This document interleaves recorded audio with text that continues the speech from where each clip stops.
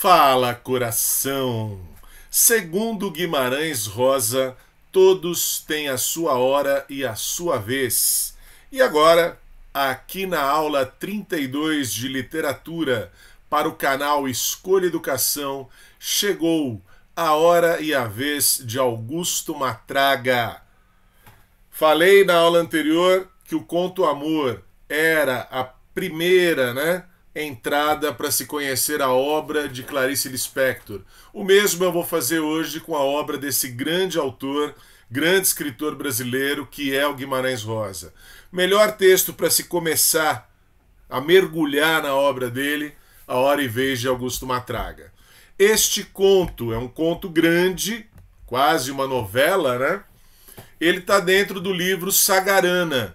O Guimarães Rosa, nascido em 1908, falecido em 1967, era uma figura única. Nascido em Cordisburgo, Minas Gerais, ou seja, nascido numa cidadezinha pequena. Ele, médico itinerante, ele coloca isso na sua obra, ele viaja como médico por todo o sertão de Minas Gerais, principalmente ali o norte de Minas Gerais. Ele se torna diplomata e ele era um autodidata, Como autodidata, conhecia várias línguas, era um poliglota. Então, uma figura realmente assim, muito acima da média, Primeiro livro dele é justamente o Sagarana. É um livro de contos, são contos grandes, alguns, O Burrinho Pedrez e A Hora e Vez de Augusto Matraga, principalmente. 1946. Até por isso, ele é um dos principais nomes, um dos principais representantes daquela geração de 45, a qual a Clarice Lispector também fazia parte. O livro mais famoso dele, Grande Sertão Veredas, 1956. É um livro fantástico, maravilhoso, mas é muito difícil. Para você começar pelo Grande Sertão Veredas, vai ser complicado. É uma linguagem única. Você precisa primeiro se familiarizar com a linguagem dele para depois se aventurar pelo Grande Sertão. Tá? Então, indico começar pelo Sagarana. Poderia ser até pelo livro Primeiras Histórias, de 1962. São contos mais curtos, mas extremamente simbólicos e difíceis de interpretar. Então, vai na minha indicação aí. Vamos começar pelo Sagarana mesmo. Campo Geral esteve na lista de vestibular FUVEST aí bem recentemente. Tá? Livro publicado em 64. Tá bom? Escreveu muito mais coisa, estou aqui selecionando as obras mais importantes, mais conhecidas. Tá bom? Então vamos lá. A Hora e Vez de Augusto Matraga. Ele coloca no início uma espécie aí de epígrafe. E também para a gente perceber, Sagarana, a maneira de lenda. Ele próprio diz, são histórias adultas da carochinha. É como se fossem histórias para criança, só que não. Só que com conteúdo para pessoas aí mais velhas. Um conteúdo até metafísico dentro do sertão de Minas Gerais. E aí vejam, o que ele coloca de epígrafe aqui para o conto A Hora e Vez de Augusto Matraga. Primeiro, Cantiga Antiga, não tem autor, é o famoso autor desconhecido, é a cultura popular, é a cultura regional que ele está valorizando. Eu sou pobre, pobre, pobre, vou-me embora, vou-me embora. Eu sou rica, rica, rica, vou-me embora daqui. Pobre, rica, tem a ver com a história? Tem a ver com o enredo? Sim, total. Vou-me embora, há uma travessia. Assim como há uma travessia no Grande Sertão, aqui também nós vamos ter essa travessia. É uma travessia física e é também uma travessia metafísica. Beleza, coração? E a outra que ele coloca, provérbio capial. Capial, caipira. Também daquele famoso autor desconhecido. Cultura popular. Sapo não pula por boniteza, mas, porém, por precisão. escrevendo errado justamente do modo como o povo fala. Ele vai colocar na sua obra aquela linguagem regional, o modo como o sertanejo ali do norte de Minas Gerais fala. Lógico, transformando isso numa linguagem literária, poética. Então também ele, né, da geração de 45, misturando gêneros, numa obra em prosa, usando recursos próprios da poesia. Tá? Então aqui uma primeira entrada, a gente perceber, né? Não é por beleza, é por necessidade. Então aquilo que vai acontecer com Augusto Matraga também, né? É uma necessidade. Pensa nisso, lembra disso. Além da travessia. Primeira coisa que aparece escrita no conto. Matraga, não é nada. Esse Matraga vai aparecer só no final da história. Não é nada, né? Eu trouxe aí há pouco tempo o famoso poema lá do Fernando Pessoa, ele mesmo, né? Falando sobre Ulisses no livro Mensagem. O mito é o nada que é tudo. Matraga não é nada porque Matraga é o mito que foi criado em torno dele. Beleza? Mas isso é o final da história. Primeira parte, nós vamos entender essa história dividida em 3 partes. E aí 3 partes naquele princípio dialético.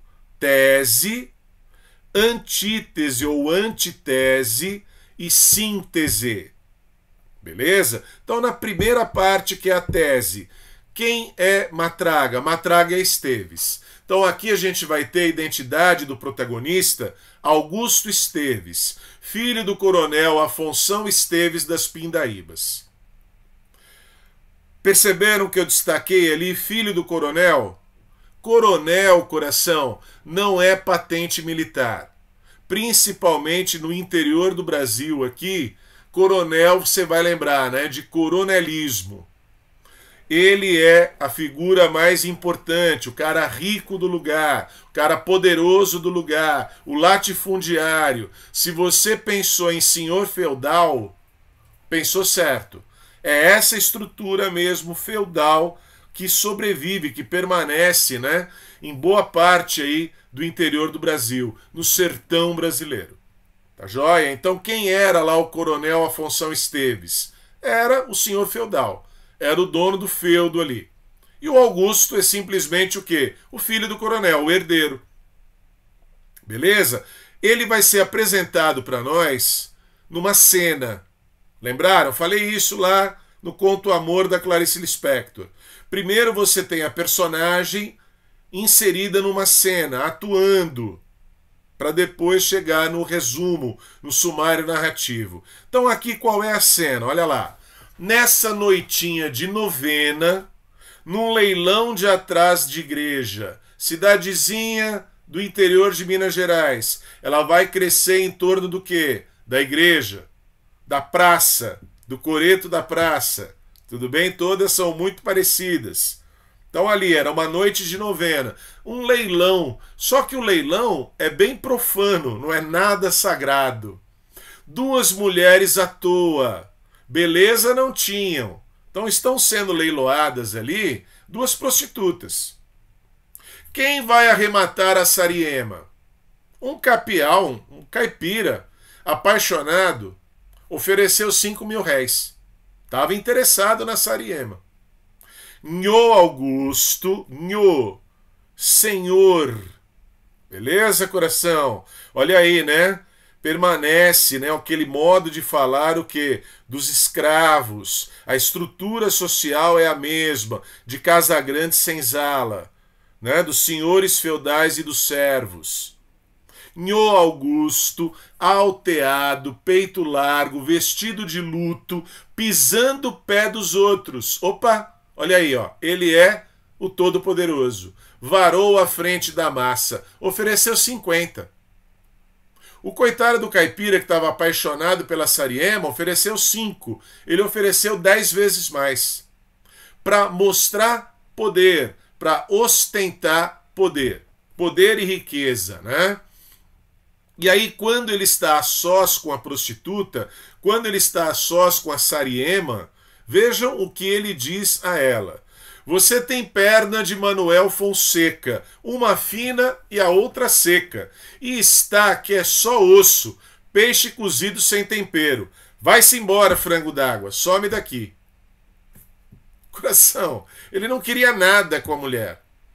Ele só quis mostrar poder. Ele só quis ostentar poder e riqueza. Tudo bem? Então ele é apresentado para nós dessa forma, né? Bastante arrogante, agressiva, violenta, tá? Não havia necessidade nenhuma, né, dele fazer isso. É só uma forma de mostrar poder. Então nós estamos aqui na tese, na primeira parte da história, diante de quê? De um representante do coronelismo. Esse é o Augusto Esteves. Duro, doido e sem detença, como um bicho grande do mato, e em casa sempre fechado em si. Nem com a menina se importava, menina filha dele. Dela, Dionora é a esposa, gostava às vezes, da sua boca, das suas carnes, só, no mais, sempre com os capangas, com mulheres perdidas, com o que houvesse de pior. Então aqui, como eu disse, né, você tem o quê? O sumário narrativo, vai fazendo um resumo de quem ele é. Fora assim desde menino, uma meninice a louca e a larga, de filho único de pai Pancrácio. O pai dele não está nem aí para ele. Tudo bem? Então ele é filho do homem todo-poderoso, vai receber tudo isso de herança, mas não há ali, né, um convívio, uma relação afetuosa com o pai. Agora, com a morte do coronel Afonso, tudo piorara ainda mais. Ou seja, né, ele está preparado para ser o novo coronel? Beleza, coração? Então aqui a gente vai perceber, ó, dentro da tese já tem ali um pouquinho de antítese. E aí lembra, né, o famoso símbolo Yin e Yang do Tao. Beleza? Então você tem o símbolo ali do lado, né? Naquela parte branca já tem ali um pontinho preto e na parte preta tem lá um pontinho branco, tá? Então esse Augusto Esteves, mesmo na infância dele, o que nós percebemos ali? Olha lá, mãe do Nhô Augusto morreu, com ele ainda pequeno, então praticamente não conviveu com a mãe. Teu sogro era um leso, não era para chefe de família. Tá falando isso para Dionora. Então, ou seja, o pai dele não estava preocupado com a família. Pai era como que Nhô Augusto não tivesse. Quem criou Nhô Augusto foi a avó. E olhem agora o que essa avó faz. Queria o menino para padre, rezar o tempo todo. Então, mesmo ali, naquela primeira parte, ele, herdeiro do coronel, ele, arrogante, prepotente, violento, agressivo, ele tem uma avó, né, ensinando religião, querendo que ele fosse padre. Beleza? O que vai acontecer agora para chacoalhar as estruturas? Ele recebeu a herança do pai, o pai morreu, mas ele não é o cara preparado para aquilo, né? A gente percebe, ele não tem o mesmo jeito, o mesmo talento do pai. E aí ele começa a cair do cavalo, ele começa a perder poder. Ovídio Moura, olha lá, uma figura secundária na história, tá dando isso daqui, né, esse trecho, para o Kim Recadeiro. O Kim Recadeiro vai levar essa mensagem para o Nhô Augusto, para o Augusto Esteves. Volta você e fala com o seu patrão que se a Dionora não quer viver mais com ele e que ela de agora por diante vai viver comigo, com o querer dos meus parentes todos e com a bênção de Deus. Ou seja, a esposa e a filha vão abandonar Augusto Esteves, vão seguir caminho com Ovídio Moura. E aí é lógico, quando o Kim Recadeiro leva essa mensagem para o Augusto Esteves, vamos reunir os capangas, vamos reunir os jagunços e vamos resolver isso daí. Como sempre, né? Na bala, na faca, na porrada. É a lei do sertão. Dali a pouco, porém, tornava o Kim com nova desolação. Os bate-paus, os jagunços, os capangas dele, não vinham. Não queriam ficar mais com Nhô Augusto. O Major com Silva, outra figura secundária. Ovídio Moura leva a esposa e a filha. Major com Silva leva os capangas. Então ele é traído, né, dos dois lados. Ele é traído, ele é abandonado pela família, mulher e filha, e ele é traído, abandonado pelos capangas dele. Major Consilva tinha ajustado 1 e mais 1, os 4 para seus capangas, pagando bem. Porque ele, irresponsável, não estava nem pagando os funcionários, os capangas, os jagunços dele. Tudo bem, coração? Então ele começa a cair, né? A queda dele começa aqui, né? Ele é traído duplamente. Só que cuidado, como eu já mostrei ali no símbolo do Tao chinês, né? Yin e Yang, tá? Aqui você já vai perceber essa queda dele é o início da ascensão. Eu já vou trazer essa palavra. É o início da ascese. Ascese é uma elevação espiritual. Beleza? Lembraram, né? Que ele foi educado pela avó. Mas todos no lugar estão falando que o senhor não possui mais nada, que perdeu suas fazendas e riqueza e que vai ficar pobre no já-já. Lembraram da epígrafe? Eu sou pobre, pobre, eu sou rica, rica. Estão dizendo que o senhor nunca respeitou filha dos outros, nem mulher casada, e mais que é que nem cobra má. Então a primeira parte, que é a tese, Augusto Esteves, é a encarnação do mal, é a cobra má, que quem vê tem de matar por obrigação. Então ele, usando o tempo inteiro de arrogância, de prepotência, de violência, de agressividade, ele vai cair, né? Vai cair do cavalo. Os capangas pulavam de cada beirada e eram só pernas e braços. Então quando ele vai lá tirar satisfação com o Major Consilva, ele recebe toda a agressividade de volta, né? O famoso bateu, levou. Já os porretes caíam em cima do cavaleiro, que nem pinotes de matrinchãs na rede. Pauladas na cabeça, nos ombros, nas coxas, Nhô Augusto desdeu o corpo e caiu. No meio deles, o capialzinho mongo, que amava a mulher à toa Sariema. Quem tá lá dando um cacete nele? Os 4 capangas, que eram dele, passaram para o Major Consilva, e entre eles o capialzinho apaixonado pela Sariema, né, que foi ali, coitado, humilhado pelo Augusto Esteves. E aí vem a mensagem, olha lá: arrastem para longe, para fora das minhas terras, marquem a ferro, como gado. Ele vai ser marcado a ferro, como o gado é marcado. Depois matem. Então tem que matar a cobra má, que é o Augusto Esteves. E aí, quando tudo esteve a ponto, abrasaram o ferro, ferro quente, com a marca do gado do major.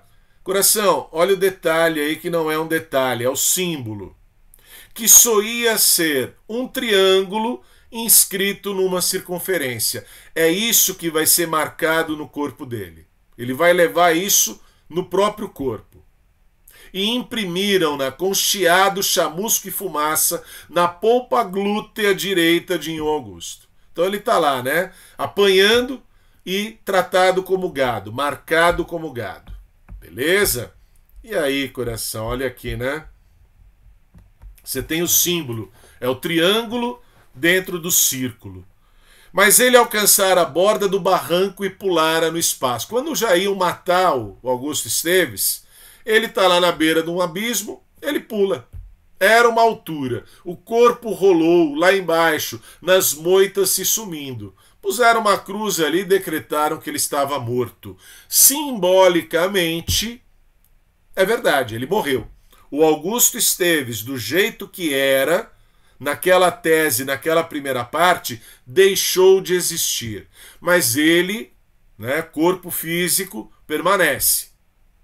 Encontrou vida funda no corpo tão maltratado do homem branco. Chamou a preta, mulher do preto que morava na boca do brejo, e juntos carregaram Nhô Augusto para o casebre dos dois. Vejam a simbologia. Está no alto da sociedade. Ele é, né, o coronel, ele é o filho do coronel, ele é o senhor feudal, ele vai despencar. E lá embaixo ele é tratado, e bem tratado, cuidado, por um casal de pretos. É como se ele saísse da casa grande e fosse parar na senzala. Olha aí o retrato, né, da sociedade brasileira, desse Brasil feudal, Brasil do sertão. Beleza? Até que pôde chorar, e chorou muito, um choro solto, sem vergonha nenhuma, de menino ao abandono. Era como se tivesse caído num fundo de abismo. Coração, foi lá pro fundo, né? Tá em contato com a sombra, tá em contato com a escuridão dele. Quando você vê o triângulo aí do lado, triângulo vai ter, de um lado, tese, do outro lado, antitese, a ideia contrária. E no meio, unindo o triângulo, a síntese. Beleza? Então você tem a polaridade, você tem os dois polos, os dois lados opostos, e você tem a mistura desses dois lados. É isso que a gente vai ter nessa história. Então o triângulo é símbolo desse processo dialético. Tranquilo? E o círculo? É o círculo da individualidade dele. Beleza? É ele, indivíduo, vivendo, né, toda essa metafísica dentro do sertão de Minas Gerais. Tá? Então, o símbolo altamente importante aí para a gente interpretar o texto. E aí ele coloca um lema para aquilo que ele vai viver daqui para frente, né? Para o céu eu vou, nem que seja porrete. Para o céu, elevação espiritual, ascese. Coração, só que é a porrete, é na porrada. Continua sendo violento, porque é a característica dele. Tudo bem? Ao mesmo tempo que ele era criado pela avó e aprendia a religião, ele sempre foi aquele rapaz violento, o filho do coronel. Tem os dois lados dele aí. Então, eles, né, o casal de pretos, trouxeram uma noite muito escondido o padre, que o confessou e conversou com ele muito tempo, dando-lhe conselhos que o faziam chorar. Mas será que Deus vai ter pena de mim, com tanta ruindade que fiz, e tendo nas costas tanto pecado mortal? Tem, meu filho. Deus mede a espora pela rédea, e não tira o estribo do pé de arrependido nenhum. E o reino do céu, que é o que vale, ninguém tira de sua algibeira, do seu bolso. O mais legal aqui, né, a linguagem regional usada pelo próprio padre. Aquilo que faz parte, né, dos homens ali do sertão de Minas, da pecuária, de lidar com o gado o tempo todo. E aí vem a penitência. Como é que ele vai conseguir isso? Olha a penitência, ele tem que pagar pelos pecados daquela primeira parte, daquela tese em que ele era uma cobra má. Você nunca trabalhou, não é?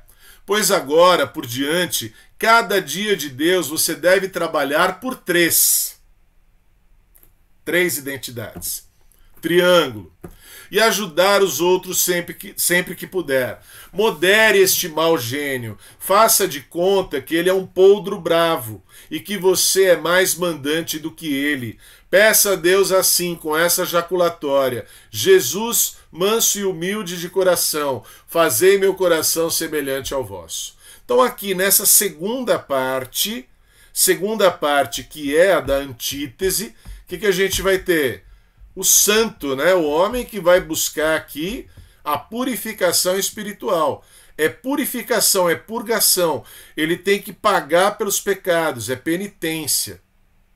Beleza? E aí também, né, ele ouve isso daqui do padre. Cada um tem a sua hora e a sua vez. Você há de ter a sua. Então ele está esperando que essa hora chegue.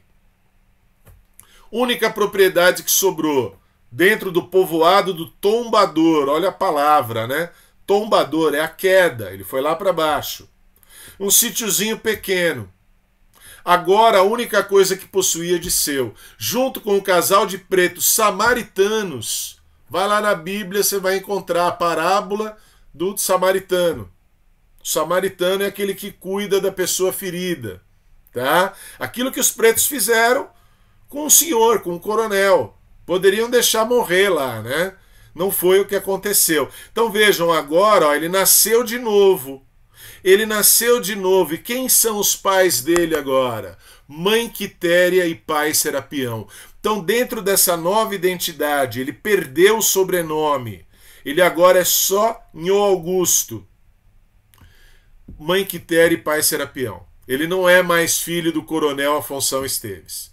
Perceberam? Então é uma nova identidade agora. Eu vou para o céu e vou mesmo, por bem ou por mal, e a minha vez há de chegar. Para o céu eu vou, nem que seja porrete. Trabalhava que nem um afadigado por dinheiro, mas no feito não tinha nenhuma ganância e nem se importava com acrescentes. O que vivia era querendo ajudar os outros, capinava para si e para os vizinhos do seu fogo, no querer de repartir, dando de amor o que possuísse. O casal de pretos que moravam junto com ele era quem mandava e desmandava na casa, não trabalhando um nada e vivendo no Estadão. Olha a ideia, há uma inversão, né? É o coronel trabalhando para os antigos escravos. Tudo bem, coração? É o senhor trabalhando para os servos. E aqui eu não falei nada do narrador, né? Narrador em terceira pessoa onisciente, só que olha agora, ele se intrometendo na história. E assim se passaram pelo menos 6 ou 6 anos e meio. Número 7 é bem cabalístico, né? Os intervalos de tempo. Direitinho desse jeito. Sem tirar e nem pôr, sem mentira nenhuma. Porque esta aqui é uma história inventada e não é um caso acontecido, não, senhor. Coração, isso é Guimarães Rosa, né? Primeiro que ele vai escrever desse jeito mesmo, é nome de livro dele, já coloquei, Primeiras Histórias, com E. Tá? Então aquela história inventada. Ficcional. Esta é uma história ficcional. Só que olha lá, sem mentira nenhuma. A ficção por si só já é uma mentira. Aí você vai lembrar, né? Do poeta é um fingidor, finge tão completamente que chega a fingir que é dor a dor que devera sente, lá do Fernando Pessoa. É mentira e não é, né? A arte é uma mentira que revela a verdade. Então é uma obra de ficção, mas está levando a sua verdade, tá bom? Então o narrador se intrometeu só nesse momento aí, nenhum outro mais.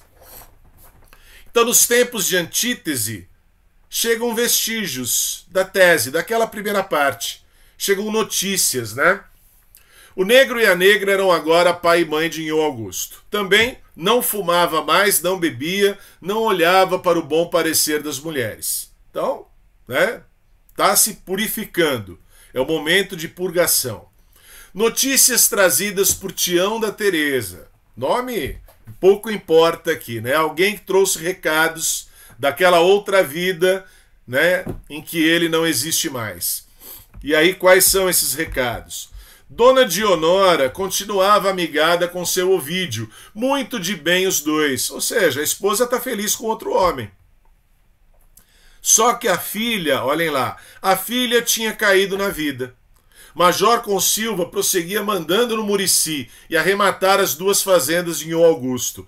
Kim Recadeiro tinha morrido de morte matada por causa dele. Então ele só leva pancada, né? Só leva porrada de todo lado. Primeiro, a mulher fugiu com outro homem e está bem feliz com ele. A filha caiu na vida, virou prostituta. E quem vai defender? O cara que pegou lá os capangas dele, pegou também as fazendas. É o novo coronel do lugar, o Major Consilva. E mais uma, né? O Kim Recadeiro, o único que permaneceu fiel a ele, foi assassinado por isso. Então ele próprio declara, né? Não tem mais nenhum, né? Nhô Augusto Esteves das Pindaíbas. Morreu. Morreu mesmo, né? Ele não quer mais nada desse Augusto Esteves dessa primeira parte, tá bom? E aí vai surgir uma novidade. Aqui a gente já vai começar a se preparar para o desfecho, para a síntese. Vindos do norte, da fronteira velha de guerra, bem montados, bem enroupados, bem apensoados, chegaram uns 8 homens, que de longe se via que eram valentões. E o chefe era o homem mais afamado dos 2 sertões do Rio, célebre do Jequitinhonha, a Serra das Araras, o arranca-toco, o treme-terra, o come-brasa, o pega-unha, o fecha-treta, o tira-prosa, o parte-ferro, o rompe-racha, o rompe-arrasa, seu Joãozinho bem. Então aqui, coração, se há, né, uma outra personagem importante na história, é esse Joãozinho bem. E aí, coração, vejam o nome dele, né? Bem. Mas ele é líder de um grupo ali de cangaceiros. Se você lembrou lá do cangaço do Lampião, é quase isso, é um Robin Hood do sertão. Beleza? E aí é quase, né, brinquei aqui, um amor à primeira vista, como se fossem ali almas gêmeas, né? O Augusto e o Joãozinho bem. E Flozino Capeta, olhem o nome do capanga, né? Tem Flozino de flor e tem capeta no nome. Tem sempre dois lados. Pasmou deveras, porque era a coisa mais custosa deste mundo, seu Joãozinho bem, se agradar de alguém ao primeiro olhar. Nossos anjos da guarda combinaram, e isso para mim é sinal que serve. Quer se amadrinhar com meu povo, quer vir junto, o Augusto recebe o bando do Joãozinho bem. Vai receber na casa dele, vai pedir lá para o casal, né, a mãe Quitéria e o pai Serapião, vão preparar comida, bebida, vão dar abrigo para todos os homens do Joãozinho bem. Estão lá, né, batendo papo, conversando, bebendo, comendo. Coração, ele recebe esse convite. Esse convite balança o Nhô Augusto. Lógico, né? É motivo de orgulho para ele receber o convite do Joãozinho bem para se unir ao grupo, para ser mais um do grupo, tá? O grupo tá lá, né? Bebendo, fumando, cantando, olha a música. O terreiro lá de casa não se varre com vassoura, varre com ponta de sabre, bala de metralhadora. Convite de seu Joãozinho bem. Isso tinha de dizer é que era cachaça em copo grande. Ah, que vontade de aceitar e ir também. Então ele fica muito tentado. É a ideia aqui da tentação. Só que não é a hora. Lembraram do título? A hora e vez de Augusto Matraga? Ainda não chegou essa hora. Coração, aqui eu destaquei, né? A linguagem do Guimarães Rosa. Além de usar os termos regionais, ele cria linguagem, ele cria neologismos, ele utiliza recursos próprios da poesia num texto em prosa. Então o trecho é por isso. De repente, na altura, a manhã gargalhou. Um bando de maitacas passava, tinindo guizos, partindo vidros, estralejando de rir, e outro, mais outro, e ainda outro mais baixo, com as maitacas verdinhas, grulhantes, gralhantes, incapazes de acertarem as vozes na disciplina de um coro. Então, né, o tempo inteiro a sonoridade do texto, ele inventando palavra. Então você vai lembrar dessas duas características sempre que se tratar de Guimarães Rosa. A linguagem que ele inventa, que ele cria, e o sertão é o mundo. A gente está percebendo, né? Não é um tema específico do sertão. Na geração de 30, o Graciliano Ramos escrevia sobre a seca, vidas secas. A Raquel de Queiroz escrevia o 15. Então, na geração de 30, a ambientação era regional, a linguagem era regional e os temas eram regionais. Aqui não, coração. Aqui o ambiente é regional, a linguagem é regional, mas o tema é universal. Tudo bem? É um Fausto, né? Aquele Fausto do Goethe, só que dentro do sertão de Minas Gerais. É a luta entre o bem e o mal dentro de cada indivíduo. Beleza, coração? E isso não é só no sertão de Minas Gerais, é em qualquer lugar do mundo. Tá chegando a hora, né? Chuva, água é simbólica, purificou, purgou tudo que ele tinha que, né, pagar de penitência. Mãe Quitéria lhe recordou ser o jumento, um animalzinho muito misturado às passagens da vida de Jesus. Quem vai levar o Nhô Augusto embora dali? Um jumento. Jesus entra em Jerusalém levado por um jumento. E no meio do caminho, vejam que interessante, uma tarde cruzou em pleno chapadão com um bode, puxando na ponta da corda um cego, esguio e meio maluco. Era aquele bicho quem escolhia o caminho. O bode escolhe o caminho do cego, o jumento escolhe o caminho do Nhô Augusto. Tudo bem, coração? Jumento na tradição judaico-cristã. O bode vem da tradição grega. Tragédia quer dizer o canto do bode, a tragédia grega, né? Canto do bode, o bode expiatório, o bode que era sacrificado nas festas dionisíacas. Então aqui ele está mostrando, né? A nossa cultura que ocidental cristã, ela tem essas duas raízes. Tá? Então é bem simbólico isso. É o momento em que ele vai integrar, né, as duas partes do caráter dele. Ele vai unir tese e antítese. E ele está sendo levado, né, quase que seguindo um destino. No arraial do Ralacuco. Nome ótimo, né? É lá que vai chegar a hora e a vez dele, é lá que vai chegar a hora da síntese. Foi logo com o pobre do Juruminho, que era um dos mais melhores que eu tinha. Mataram um homem do bando do seu Joãozinho Bem-Bem. Coração, qual é a lei do sertão? Lei de talião, olho por olho, dente por dente. Ninguém vai para o tribunal, não vai ter advogado, promotor e juiz. É vingança, é faca e bala. O matador foi a traição, caiu no mundo, campou no pé, mas a família vai pagar tudo, direito. Essa é a lei.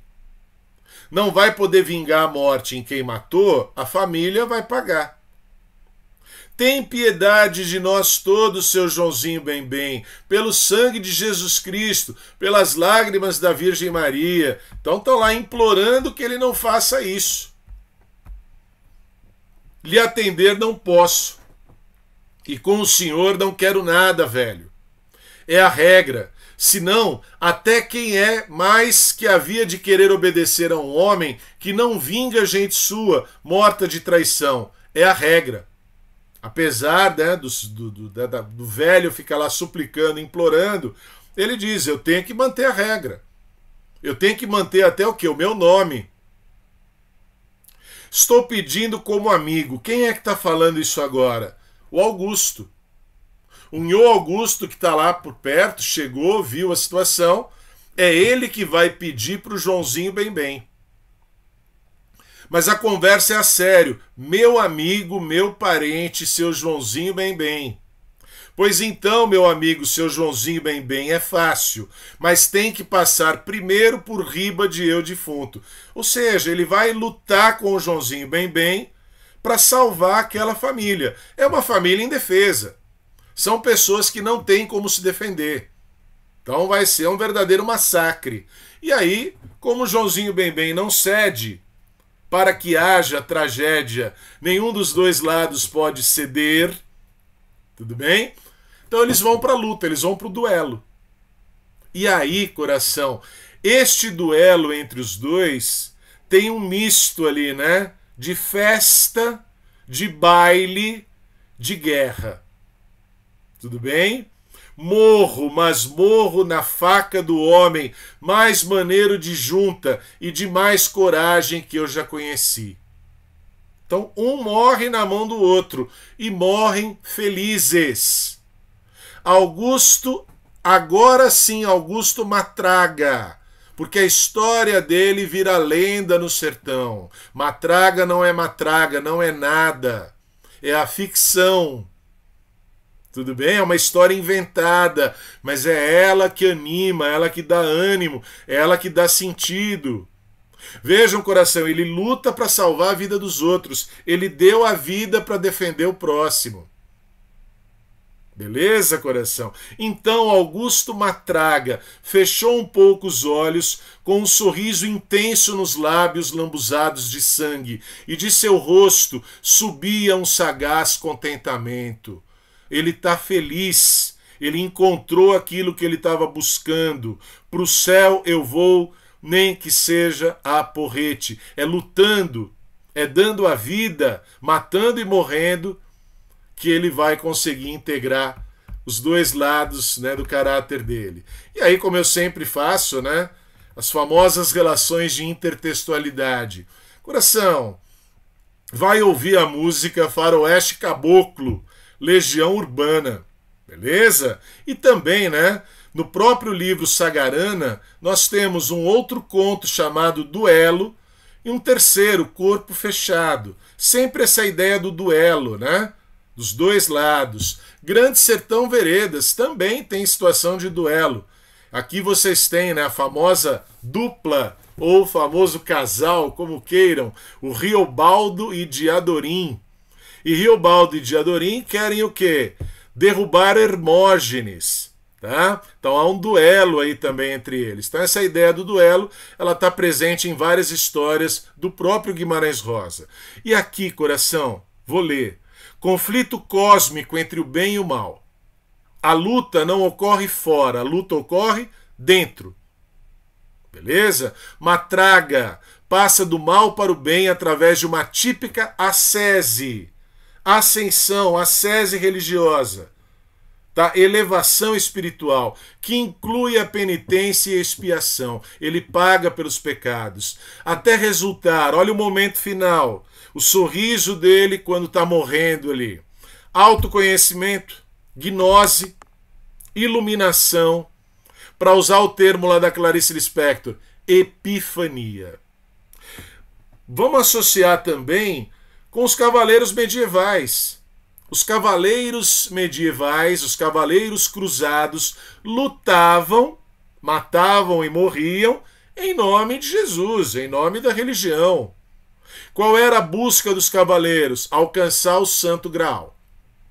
O Santo Graal é o cálice sagrado, mas é o símbolo do quê? Da vida eterna, né? Do nirvana, como queiram. Ele atingiu aí o nirvana dele.